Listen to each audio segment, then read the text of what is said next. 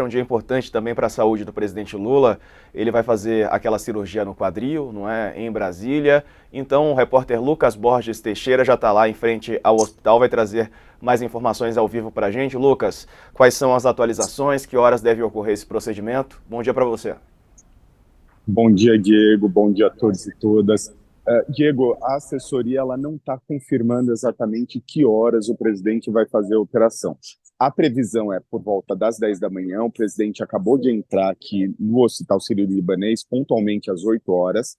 Uh, a, o horário, que, como eu falei, é uma previsão, eles não querem, eles até falam, olha, preferimos deixar e avisar quando ela tiver acabado e quando tiver tudo bem, sem confirmar oficialmente o horário. A previsão é por volta das 10 da manhã. A cirurgia deve durar entre 1 hora e meia e 2 horas. É uma cirurgia, como a gente já explicou no UOL diversas vezes, é uma artroplastia total do quadril, que significa que eles vão trocar tanto o osso do fêmur quanto da bacia. Eles vão serrar a bacia, colocar uma cavidade de metal, e o fêmur vão acoplar uma parte de metal com porcelana. Então, isso deve durar 1 hora e meia, 2 horas. Falam que é uma cirurgia tranquila, médicos dizem que não há problema. A única questão é que ele, de fato, vai fazer uma anestesia geral. Como também já explicamos no UOL, não há previsão de que o vice-presidente Geraldo Alckmin assuma a presidência durante essas 2 horas que o presidente ficar em mesa de operação. O vice-presidente, inclusive, nesse momento, não está em Brasília, ele está no Ceará, participando de atividades relacionadas ao seu Ministério da Indústria. Perfeito, Lucas. Se tiver novidade, você chama a gente. Bom trabalho, viu? Maravilha, obrigado, bom dia. Bom dia.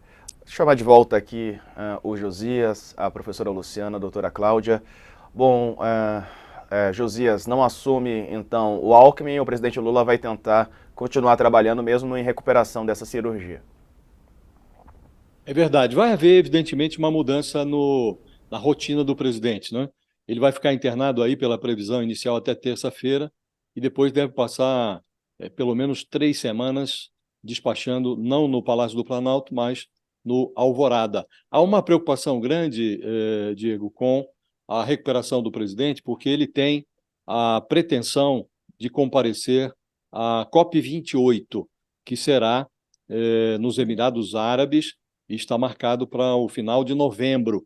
Então, há um cuidado especial para que o Lula atue com muito recato aí nesse período pós-cirúrgico, né, para não haver nenhuma complicação, e não há previsão de que ocorram complicações, porque é uma cirurgia, embora toda cirurgia é complicada, mas essa é uma cirurgia que os médicos dizem a ele, Lula, que a recuperação não é coisa do outro mundo, que é uma cirurgia relativamente simples e a recuperação será também, tem que tomar ali os cuidados necessários, mas não será uma recuperação complicada. E o Lula tem essa pretensão, ele quer manter inalterado esse calendário, não vai fazer viagem nesse período para se preservar para esta viagem que ele considera essencial para a COP28, uma viagem que tem um tema que é vital para o governo, lida com o meio ambiente, e eu recomendaria à assessoria do Lula,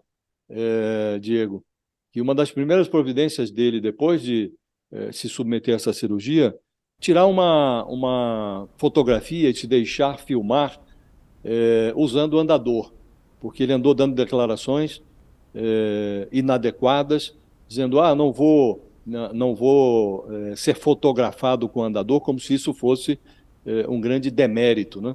Foi muito criticado por essa declaração e acho que ele poderia corrigir o erro se deixando fotografar, se deixando filmar, usando o andador. Isso não faz mal a ninguém, ao contrário, vai mostrar que pessoas que precisam de andador não são inferiores a quem não precisa. Exatamente, uma fala capacitista aí do presidente Lula. Ele falou que não queria ser fotografado, visto, né, com um andador. E, é claro, durante a recuperação vai fazer uma cirurgia no quadril, vai ter dificuldade de locomoção, vai precisar do andador, claro, de muletas, né, faz parte do tratamento e, como disse aí o Josias, isso não é demérito algum. Aliás, o presidente Lula ontem, na posse do Barroso, estava com a máscara, inclusive, porque ele estava nos preparativos para fazer essa cirurgia e para não ter contato com outras pessoas. Uma gripe poderia impedi-lo de fazer o procedimento hoje, ele ficou de máscara boa parte do tempo, tirou em alguns momentos para tirar foto e tal com o novo presidente do Supremo, mas na maior parte da cerimônia ficou usando máscara. Mas ontem mesmo ele já foi, digamos assim, e aí substituído, vou colocar entre aspas, porque foi representado, é a melhor palavra, pela primeira-dama, a Janja, lá no Sul. Ela viajou com ministros para visitar os locais atingidos pelas chuvas. E, professora Luciana, há aí toda uma questão sobre o envolvimento da primeira-dama, sobre a participação dela em temas relacionados e sensíveis ao governo, a participação da Janja. Como a senhora tem visto essa função e as críticas também que tem recebido aí a primeira-dama por parte da população? Bom, Diego, essa é uma pergunta, eu diria até interessante, né? A gente, no âmbito da ciência política, a gente tem feito, né, acompanhado algumas pesquisas sobre o papel das primeiras damas, né, nos governos, né? Não se restringe ao Brasil, né, em termos mundial. Né? E as evidências apontam que as primeiras damas têm um papel político importante, né?